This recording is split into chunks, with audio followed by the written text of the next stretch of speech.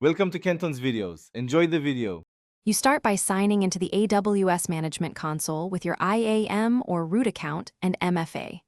Enter credentials, complete the authentication prompt, and select the preferred AWS region at the top right.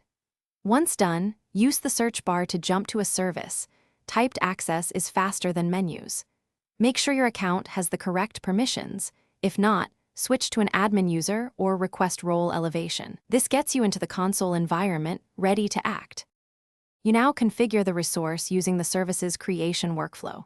For EC2, pick AMI, instance type, key pair, and security group rules. For S3, choose bucket name, region, encryption, and public access settings.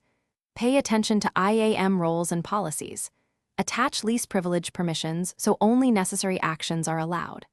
Once you set storage, networking, and tags, review the summary and launch or create. This middle stage requires careful choices because you finish by validating the deployment and securing operations. Check the resource status, connect briefly to confirm functionality, and inspect Cloud Watch logs or the Service Console for errors. Tag resources for cost allocation, enable billing alerts, and configure backups or lifecycle rules to protect data.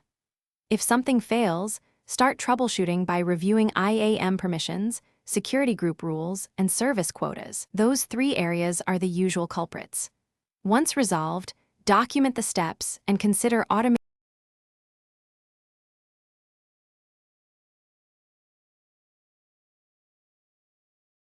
Thanks for watching. Consider subscribing if we helped you.